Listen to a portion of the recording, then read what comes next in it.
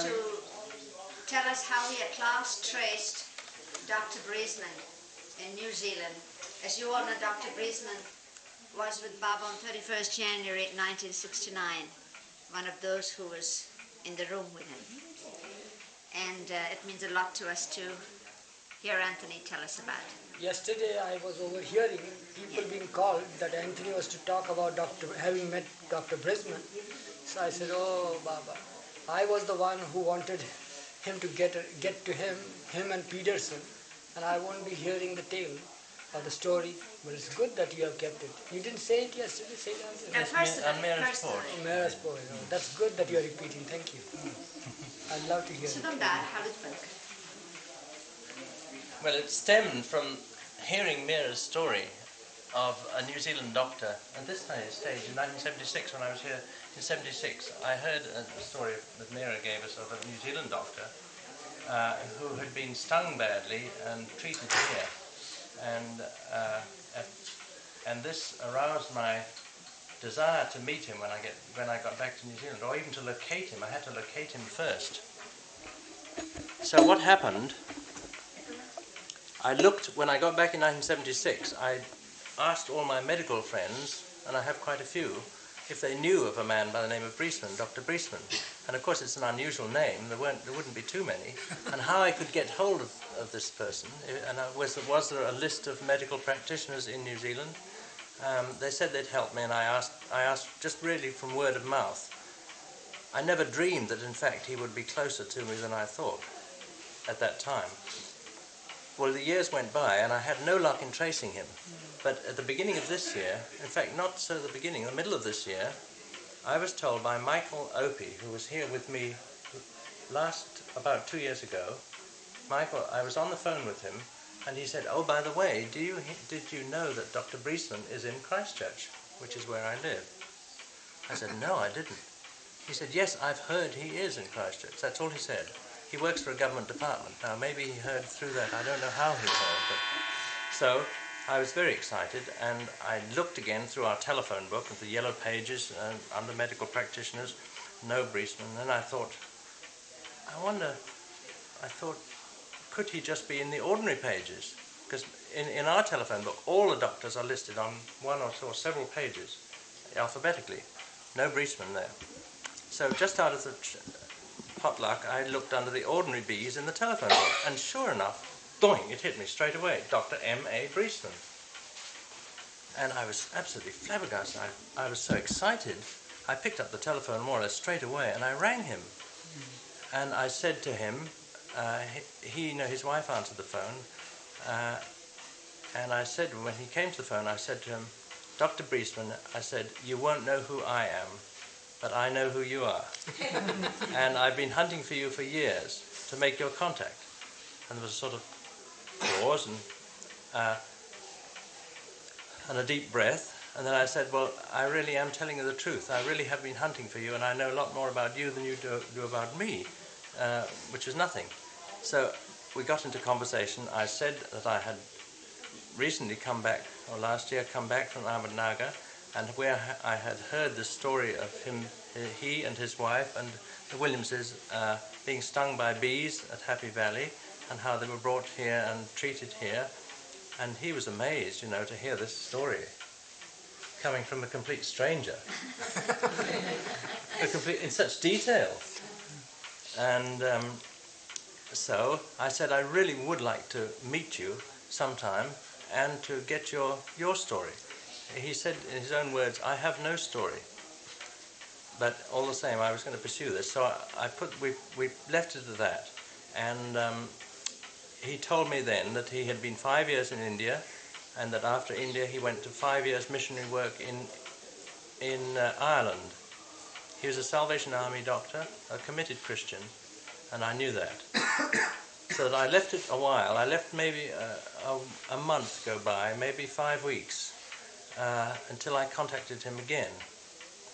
And I wanted desperately to send him something, to make to take this a stage further. I didn't feel I could sort of ring him up again and ask if I could see him on a certain day, so I wrote him a letter, and I'll read you the letter I wrote him. This was just really to make another little point of contact. And I also at the same time sent him with this letter Hoshang Barucha's lovely little account called Meher Baba's Last Sahabas of Baba's passing. Yeah. And in this book, on 2 pages or 3 pages, is Briesman's name mentioned several times.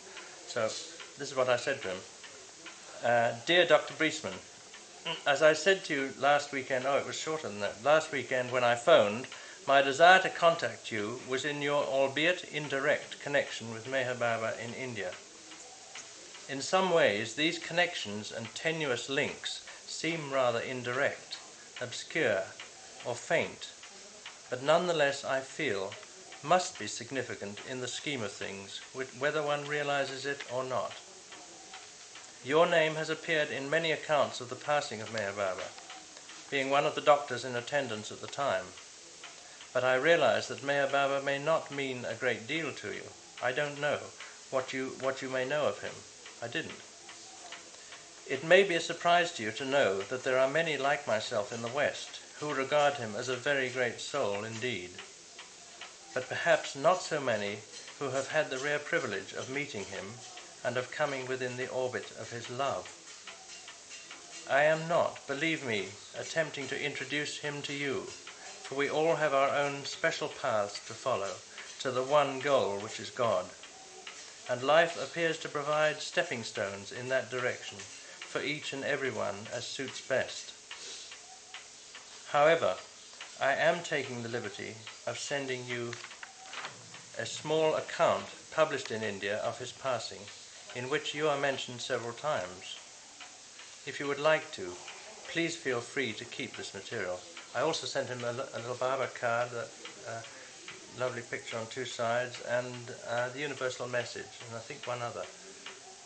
Just that I didn't want to overdo it, but on the other hand, I didn't want to underdo it. If you would like to, please feel free to keep this material. Oh, I've read that. When I was in India in '76, I first heard the account of your trip to Happy Valley with the Williamses, and of the bee stings that your party suffered, and how you took a wrong turn to Naga and ended up at nearby Merazad, where Meher Baba lived. At that time, he was in strict seclusion there during those last years, doing what he spoke of as intense internal work for the upliftment of mankind, after a most energetic and strenuous life of service, mostly carried out completely incognito.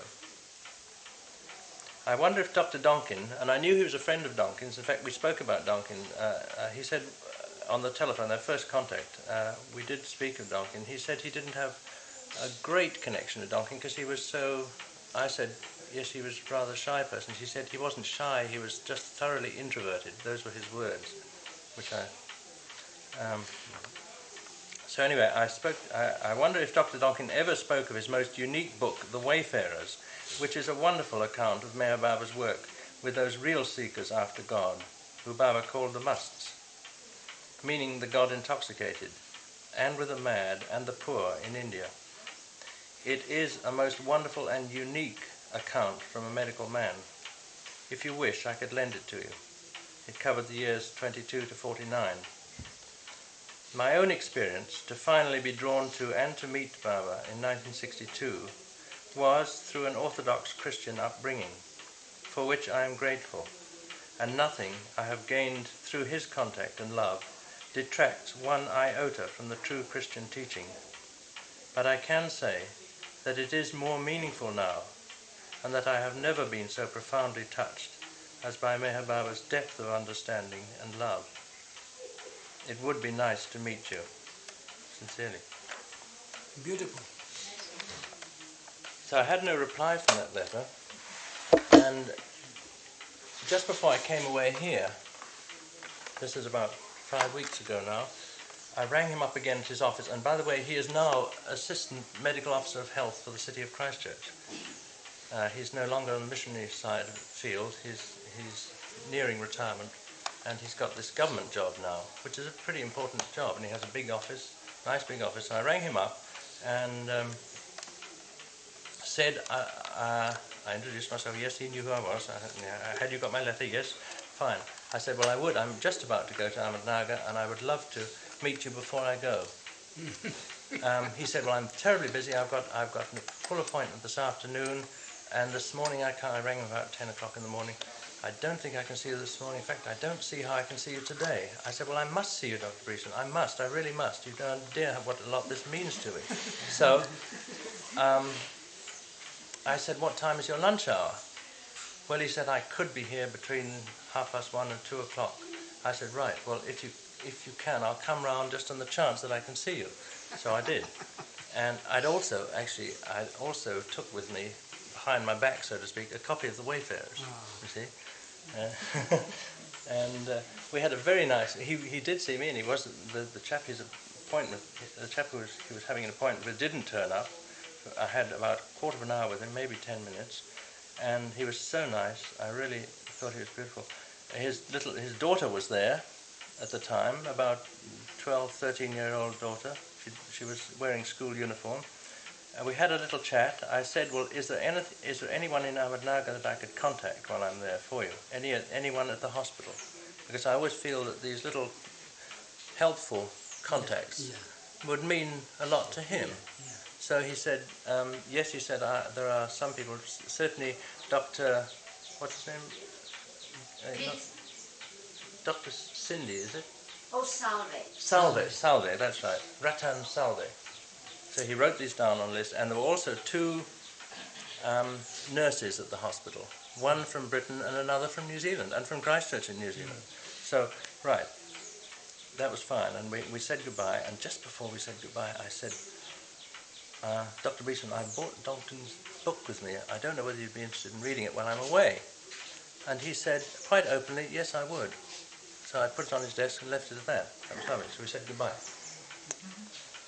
And, well, there's nothing more really to the story, except that when I was in London, I rang the Salvation Army headquarters, the international headquarters, and asked for either one of these two nurses who I was told might be in London. He told me they might no longer be in Ahmednagar, they might be in London. And the telephonist didn't know either of the names, and I was nearly about to put the receiver down. She said, oh, just a moment, I'll put you through to the Indian section. So she put me through to another officer there, Major someone or other, and he said, yes, he said, one of those names you give me, one of the girls, Ruth so-and-so, is in fact in London, but she's on holiday at the moment. But I said, just a moment, I think I can give you her telephone number where she's staying. So he went away and came back with a telephone number, which I immediately rang, and who should answer the phone but this particular person? So I said who I was, and the whole story again, and that I was carrying greetings from Dr. Breeson, and she was so glad. She really was receptive. It was really nice, and she's given me a message to pass on back to him, which I will do. So the other two, the doctor and the other nurse, is actually in Ahmednagar, the New Zealand nurse, and I will go and see them one of these days before I go. But I feel that perhaps this is just the first chapter in a little saga that might go on a bit longer. I don't know. But I'd be interested to see what his reaction to Donkin's book will be.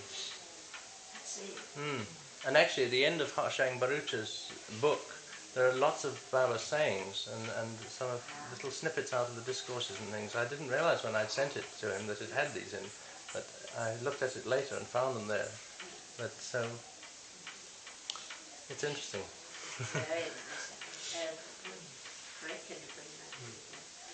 That's about all of the story I can give you. Next time, maybe there'll be more. Next time you'll have to Chapter 2. Chapter 2 is Dr. Peterson. Well, Dr. Peterson is not in New Zealand. No, in Australia, Sydney. Yes, and he has more love perhaps for Baba. He asked. Oh, he used to see Baba more personally. Yes, I mean, he has come. He even had a picture taken of himself with Baba and the men Mandali right in Marazat Garden. They're all very fine Not people. Not only that, but when I was in hospital and Baba would visit, he would be there. I was in hospital, I was hospitalized. Dr. Peterson? Peterson. So, when I was recuperating, still in hospital, and so I made it possible the film of Baba be shown there to the doctors and staff in his own quarters, house. It was, I think, East-West, no, not East-West gathering, it was the visit, Baba's visit. A little bit direct. The bottom. Carriage. That's right. So Peterson came in contact with Baba a lot. Brisbane, just the last days, and one episode about what you call the Yes, beast. I didn't tell you the story of the bee. Well, perhaps Money could say much About the bees. Yes, Before I go to that, a very interesting point Antony brought up yesterday when we were talking. It was like going back through the years when you were telling all this, Antony. That was about the ambulance. You see, the ambulance in which Baba had his last ride to Meherabad in physical form on 31st January. That ambulance reached Meherabad, and Baba was on that stretcher that's in the ambulance. And on that stretcher, Baba rested in the cabin. You see a stretcher in the cabin today up on Meherabad Hill. Well, it's exactly at the place where Baba lay on the stretcher when before he was placed in the tomb. And some of us women sat around it. And then while they were preparing the samadhi, the tomb, to place Baba there. So sometime after that, Dr. Donkin wrote to Dr. Brisman of the Salvation Army Hospital and said that, as you know, we would like to retain that stretcher which we had borrowed from you, from your hospital, for sentimental and heart reasons. But I will replace that stretcher by calling for one from England, because that stretcher was from abroad, overseas. So I will get one from England if you will give me the details and allow me to get a stretcher from there, which I cannot do without your permission. And Dr. Brisman wrote back a very interesting letter. He said, that's fine, but what good would a stretcher do without an ambulance? And that ambulance, after its last ride, carrying Baba to Meherabad, when it returned to the hospital, then it stopped. It would not start anymore. And for some reason, because there was nothing they could find out that was wrong with it, but it just didn't work anymore. So having no ambulance, there was no sense in calling for a stretcher. And it was like that for years. Years later when we asked, and he said it was just like that. Maybe, I heard later they did something to the engine or replaced it. I don't know. Huh? They used the same body and replaced the engine. Yes, yeah. But that engine, as if it were overwhelmed by the privilege of carrying the Lord, just finished, broke down. It would not work anymore. So we never replaced that stretcher, and that same stretcher is still there in the cabin. The bee episode you asked for, it was a fantastic day at Meherazad because we were all involved in it, except Mehra, and I think Meru had to be with her because somebody had to be with her, and Baba was in his room, retired for the evening. Baba used to retire in his room earlier in the evenings, and in the earlier part of the night, Bha was with Baba. Then after the earlier part, then there were others, Pendu and Alaban. The others of the Mandali would take turns, divide the night into so many hours of night watchman. But that early part used to be Bhau, which was just evening really. But as I said, Baba used to retire early to his room to be alone. So what happened? And Dr. Alu Kambata was with us in Meherazad at that period, living here, staying with us. And suddenly there was this jeep, was it, Eruch? Yeah. A jeep that came hurtling down into Meherazad. And you see, you have to understand that in those days, for anybody to come into Meherazad, whether it was a car or a person or a tonga or a bus, was a sensation. Because with Baba being in seclusion, the household Mandali, that's those who lived with him all the time, automatically we were in seclusion too, because nobody could come in, we didn't see anybody, and if somebody came, everybody rushed out. What is it? Who is it? A car? A motorcycle? A tonga? So there would be a big deal about it, you see. So when this jeep hurtled in, everybody rushed out. And right here in front of the room where Francis is now, in that cottage, And everybody rushed out. Those who were here happened to be here. And Dr. Alu rushed out. And she saw Dr. Brisman coming out of the jeep. And she sort of made a welcome gesture. And he fell in her arms practically. And she thought it was an embrace. So she was rather surprised. And then she found that he was ill, that everybody looked different, that they were not looking normal. He was very flushed. The first word I heard from him was, I was there too, antihistamine. Antihistamine. And, well, it seems what had happened was that they had Dr. Brisman and some of the staff, there was Williams, and a number of the women of the party. They had gone for a picnic to Happy Valley. And on their way, Dr. Nandkin was going from Mehrazad to Nagar, met their van going into Happy Valley, and he was at that bus stop, near the bus stop at the end of the private road of Mehrazad, what we call Khajagi Rasta, and he met their van, and he said to them, William was driving, and Dr. Brisman and others were in it. He said, look, why don't you come in? This is Meher Baba's place, here, pointing to this road. Why don't you sort of come in and pay a visit? And they said, oh, no, not now. Someday we will see, but not now. We are going for a picnic to Happy Valley. And this is what we heard later. Anyway, they went to Happy Valley, and then in the evening, say it was about 6:30, lanterns would be just about to be lighted. Dusk time. They just came in, and we thought somebody's come for a visit. And this is what happened. And they really were reeling. And suddenly we realized, and before you knew it, others were called. Dr. Gohar was there, and we were all here. And it was staggering and reeling. At that moment, Baba sent Bhau, who was with him at that time, go find out. Who is it? What's happened? Who's come? As I said, Baba would immediately inquire. Nobody was supposed to come. So Bhau comes here, and I think very quietly asks somebody or something. Nobody pays attention to Bhau. Everybody's very busy with these people. So Bhau goes back and says, there are some drunk people over there. Some drunk people have come. Baba said, drunk people? Yes. They look very drunk, staggering and reeling. He really believed these were a party of drunk people who had landed in Mehrazad.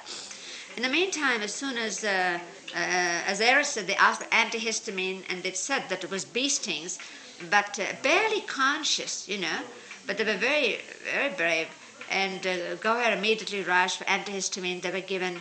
And then we were trying, Gohar guiding us, all of us, the men here, and like myself, and Gohar, who else was here? Naja, I think, had also come. And our servant, the women servants were here too. They were all sprawled here in the hall, except Dr. Brisman, who was on a bench outside there. And we were removing the stings. In the end, we had to have a little basin next to us. There were so many stings. You just felt the sting, and you pulled it out like thorns.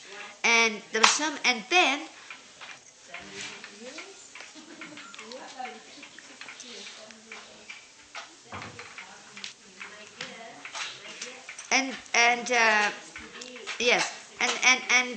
Mehra, having heard of this, she sent a big lamp, one of those mantle lamps, kerosene lamps, which are very bright and give a uniform light, because we didn't have electricity then.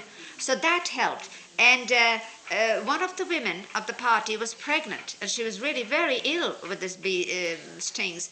And so one of the servants had her head on her lap, and soothing her. She was caressing her head. She says, all right, everything will be all right. And when she touched her head, she found there were stings in the head.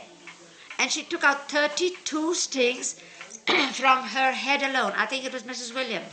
Just 32 stings, only from the head. So there were so many stings being brought out. Yes, from everywhere, beards and hair. And Dr. Brisman said... the men having beard, so many stings were there. Did they have beard? Yeah. Brisman had. Not Brisman. William had. And Dr. Brisman said, had they not come here, had they gone on to Ahmednagar, they could not have survived till then. They would have gone into that second stage. But the marvelous part is that Williams, who was driving, when they were rushing from Happy Valley back to where they can get aid, suddenly remembered when he came to that point that Dr. Donkin had told us, this is Meher Baba's place right here. Why don't you come in? So they made for it because they said you couldn't think. He was driving automatically. Everything was being done just with reflex action. They couldn't think and focus anymore. So then, and then they were sent back. Don was phoned. He came back with another vehicle. Some of them were taken in the car. Remember, Eruch? I went. The thing is that is the time when I had a fight. You see, I had to rush to the telephone department here. At the pumping station. Pumping station about a mile from here. And just then, that very day, we used to phone from here. That very day, the in charge of it means this pumping station is the reservoir where Ahmednagar was supplied with drinking water. That very day in the morning, an order was passed by the chief officer, municipal chief officer, that this phone is to be exclusively used by the staff and no member of the public should use it. We were allowed to use it. We used to use it every now and then when Baba was needed us to phone and all that. So it's about a mile. When I went there in this emergency, because we wanted ambulances to be sent from there, you see, because they were really, it was a fatal thing. It was Baba's nazar only that saved them, I should say. So I tried to persuade those people who were in charge of the phones to allow me to phone from here. He says, no, we can't because of the rule, the law, we can't do it. So I still remember having phoned to the mayor of the town, asking for his help. I said, under these dire circumstances, if you stop us from doing this, what is the sense of having a phone there? It's a public utility, just as waterworks is public utility. So am I sending a phone call to the Ahmednagar Booth Hospital. The medical officer, chief medical officer is serious over here. We wanted ambulance from the Booth Hospital. We want to contact our doctor there, and so forth. So then he gave the permission that Meher Baba people be allowed to phone. That day, it happened that night. It took me nearly 3/4 of an hour, all this thing. And that since then we have been using it. Yeah. It's a mile and a half from here, right? A mile. A mile from here. And we still use that. We will not have a phone in Merazad. If there is an emergency or we need to phone, one of the men, Mandali, goes over to the pumping station and uses that phone. But then later, Dr. Briesman wrote a very lovely letter to Baba, or for the place, how they were saved. Very, very nice letter. Very nice people. What year was this? 68? 68. Huh? 68. 68, yeah. Another incredible thing Briesman told me when I told the story was that the bees seemed to be on a certain plane, an elevation plane. They didn't touch their children at all. They stung only the adults and in the head. And the children who were lower down never got stung at all. They weren't touched. No, the children went. The children were saved. We saw that. So that's how it happened. We didn't know that. And they had rushed from there. The sandals were lost. Their coats and cameras and all their equipment and all the little things you carry on a picnic was all just there. So when they got down from the jeep here, they didn't have sandals. They looked so disheveled. We couldn't understand. That's why they really looked drunk. Some jumped in a fountain, you see, water. There. Water. Yeah. What caused the bees to sting them? Some outsider, had provoked the bee hive there, you see. Some boy had thrown a stone at a big beehive. And when he saw that they were stirred, he ran off. But once they started out, they found these people as innocent victims. But all their things were kept by the people in Happy Valley and brought over later. None of those things were lost. Everything was intact. It is said that 7 bee stings, the type of these hornets that were there, 7 of them are fatal. 7 stings. Oh, do you remember, Eruch, when we were in Haridwar with Baba? in a hotel.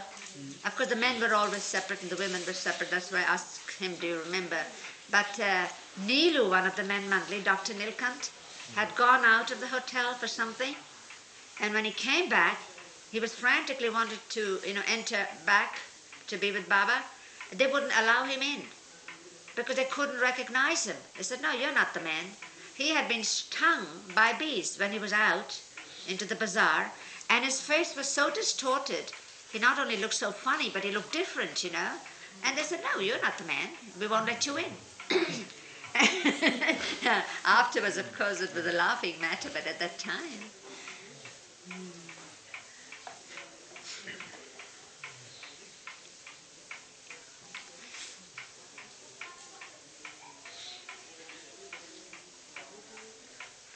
I remember sometimes when we had to go to the hospital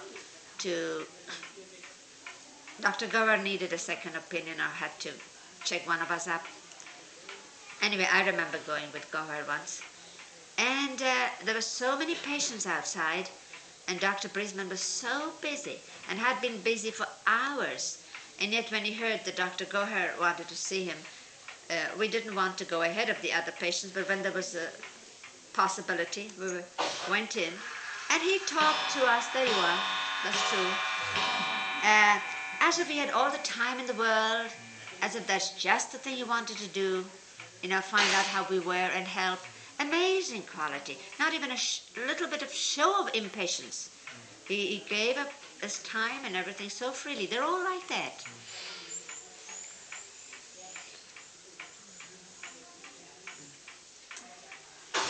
Even when the women were in here on that day, when the bees stung them so badly, Mrs. William kept asking for Dr. Brisbane. And Dr. Brisbane was lying on a bench outside. He couldn't even sit up. But she kept saying, I want Dr. Brisbane. She was very bad. She was really very badly stung. And she was pregnant, so she was scared. And he couldn't come. But he kept sending messages and being so concerned and so consoling. I mean, we even noticed that at a time like that. Who was that person who soon after Baba passed away, he came and he stayed here? Jerry? Yeah. What was his name? Jerry who? Watson. Jerry Watson was Jerry here. Watson? Yeah. Watson. Then he suffered from jaundice and He suffered, you see, from jaundice. Yes, that's Jerry in the first year. He overstayed here for a long time. But why he had to do it? Because he was sick in the hospital at Jaundice he had. Jaundice and all that. And Brisbane and his family looked after him very well. Yeah, supplied food and all that. And it was their personal care, apart from medical care, that revived him rapidly. But I still remember, when Jerry came back from hospital, he was much reduced in weight and all that. And I said, Jerry, how are you? And all that. Well, one good thing about it is that I came to know that Dr. Brisbane was the one who was attending Baba. I said, yeah, you didn't know that? He says, no. How did you know? Did he tell you that? He says, he gave me a diary called I Saw God Die. He said he saw a paper on his table or something. Yeah, a diary maintained by him, in which he said, the heading of it was, I Saw God Die. His own diary. Yeah.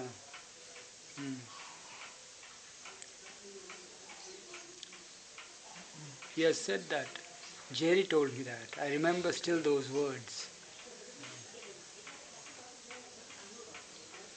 And then I sent Jerry back. I didn't leave him like that, as you pursued him, so I pursued. So I said, Jerry, what a sort of person you are. Why did you not get a copy for us and all that? We would want to know what were his reactions and all that. He says, yes, I'll go and ask him. And then he said, as he says, he tried to search and he couldn't. He had misplaced the thing. He couldn't find it, he said.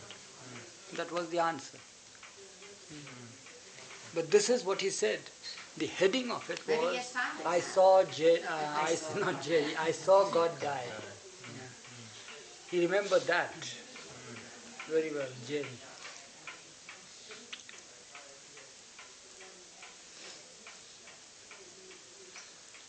Actually, when he and Adi and all came, It was after Baba had left, isn't Yeah. it?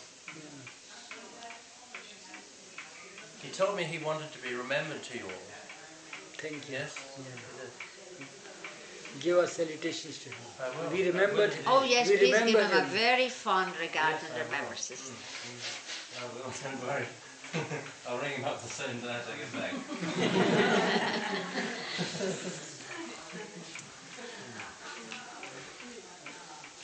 And maybe you'll be able to trace Dr. Peterson. Maybe he might know. That where would, he is. ask him, that's Yes, it. he might He know. was very special. I'll give you his last address that I found. Do. I'll give it to you. Peterson? Yeah. He was here at the same time? No, No, no. it was Peterson and then Brisbane, and soon after Baba passed away, Brisbane was transferred, and then Dr. Southwell came. Southwell and then Stanton. Then Stanton came. Stanton Southwell was was for a few months. His child died or something. No, like no, that was Stanton. Southwell was for some Southwell's time. child died. Stanton's child Yeah. died. And Stanton, no, I'm sorry. Southwell's child died, but Stanton died. A young doctor himself died. Himself died. Yes, in the pursuance of his duty. He had hepatitis, but he wanted to finish the run, wanted to finish treating the patients, even though they kept saying, "Doctor, you should be resting, doctor." And he said, yes, as soon as I finish, as soon as I do this. And somehow it was a little late. Very fine people. They do wonderful work. Oh, they do. Absolutely They wonderful do. work. But it's very difficult for them to accept anything but the fixed pattern. It is. But they can still appreciate the qualities in people. Oh, certainly. But because of that, all the more we would wish that they could share. You know, you want to share what you know is a treasure with those you're fond of or love more than with any other strangers. But I found that with Peterson. Yeah, we found that. Yeah, he would sit on my bed in the night and we'll have a long chat on Baba. That's why he agreed to show the film of Baba there. Yes. Yeah, he called all the other doctors and his family and all that. And Dr. Peterson wanted to see Baba more often. Yeah, But he would whenever come, there was, he yeah. saw him more than once here in America. Oh, quite A number of a times. number of times he had come here. Peterson was the one who had come very close to Baba. And prior to that was Dr. Anderson. Anderson. Oh, Yeah. he was a fine, too. Norwegian. Ah. Yeah, Norwegian. Yeah, they're mostly Norwegians. No, New Zealanders. Some were Australian, Norwegians. They weren't English or American, most of them. I mean, even the sisters and the nurses. But quite a few from New Zealand. Australia. Last batch was that, huh? Australia. Australia. All the last batch was from Australia. Finland, Finnish, Norwegians. I think the Salvation Army was founded in England, wasn't it? Yeah. Yes. William Booth? Ah, Yes. Yeah. evangeline. Here is the descendant. Peter Who's Booth. that? Peter Booth? Oh, why didn't you tell me before? It was William Booth. William Booth, yes. And then where did the Evangeline come in? That's his daughter. Or Aha, granddaughter. I'm not sure. Evangeline Booth. I think it's his granddaughter. Extraordinary And she symbol might they even have. You still see be that? alive. She was, a documentary was done a few years ago when she was alive. Evangeline. But you must know your relatives. It's not that close.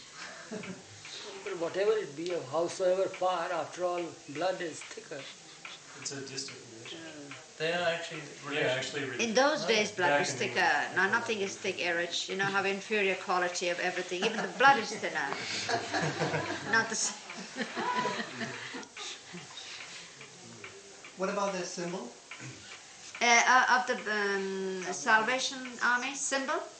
You see that in the Booth Hospital as you go in? It's extraordinary. I saw it the the shield other and day. the sword. Huh? The shield and the sword. So it's more than that. It's more than that. When you go to see Salve, maybe as you enter, you can see that. I look at it more carefully next time. I was surprised. I was surprised, you see, not surprised, from my childhood I have been seeing these people, going about.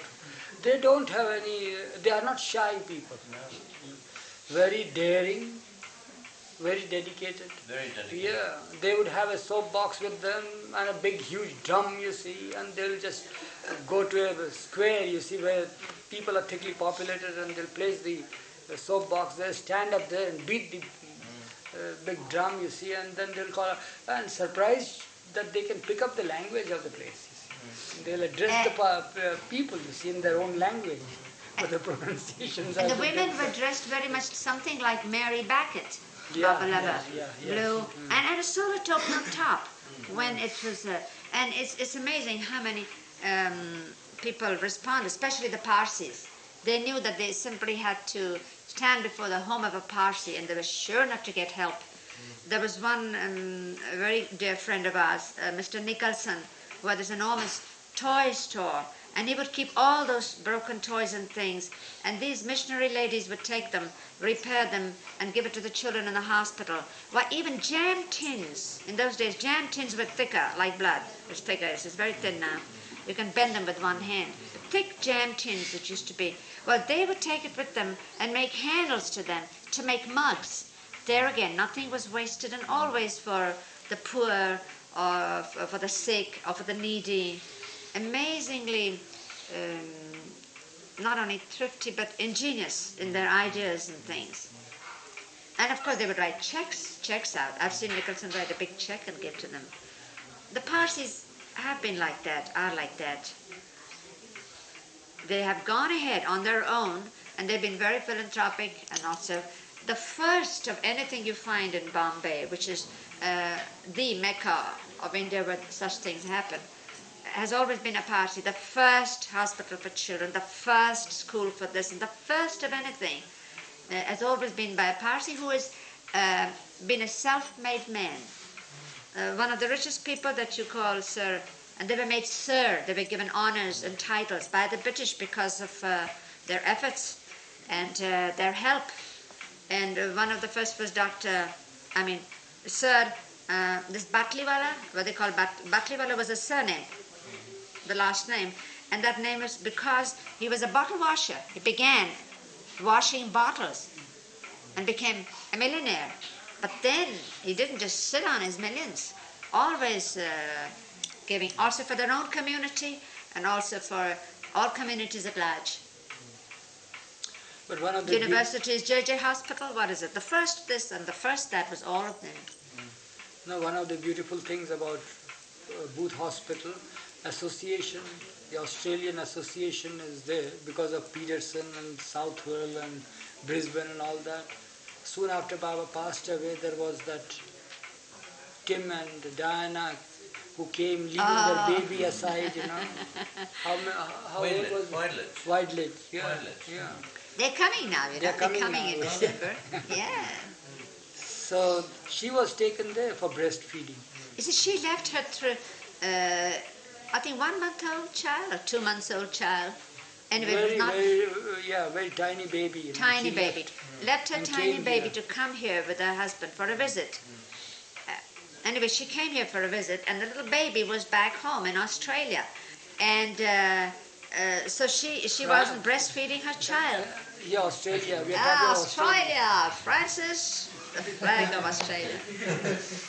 You So speak she of had Australia and he's there. She had to Kholte breastfeed banno a kholte. child.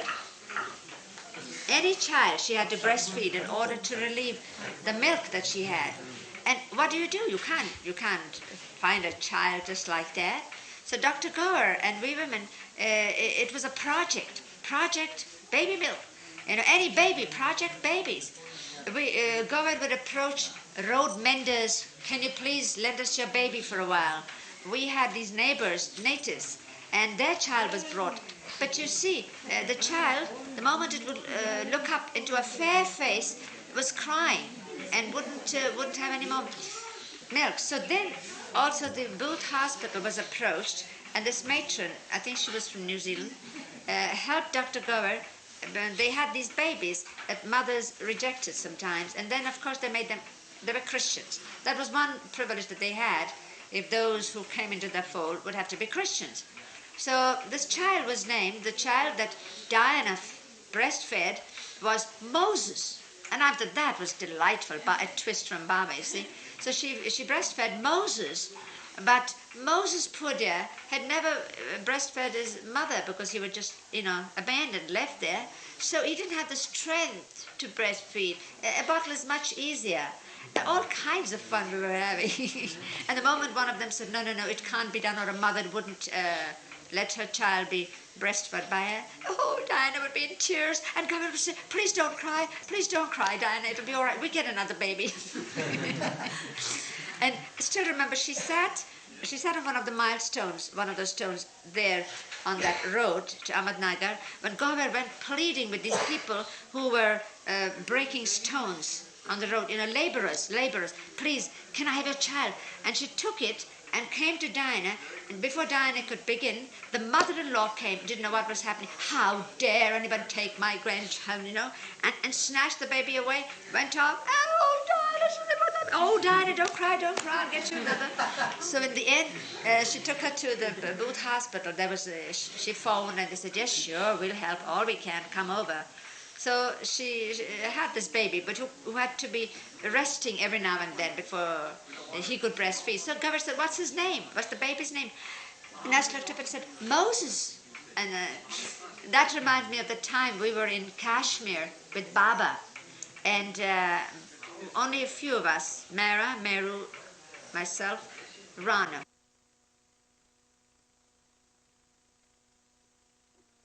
In that infinite effulgence that he is, then you begin to love. Real loving begins there.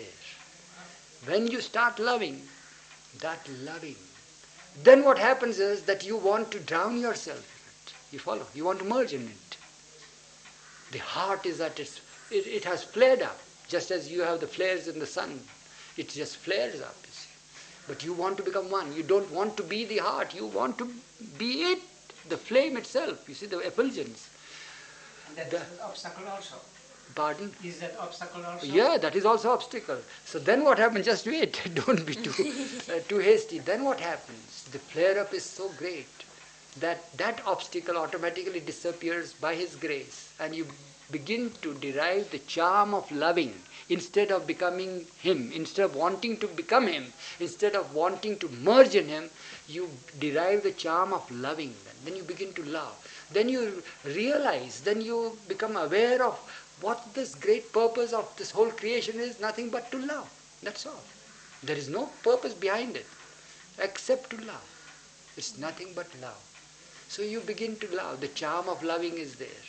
Then you even forget whom you are loving. You are loving. Then that beloved, that divine beloved, that real self of yours,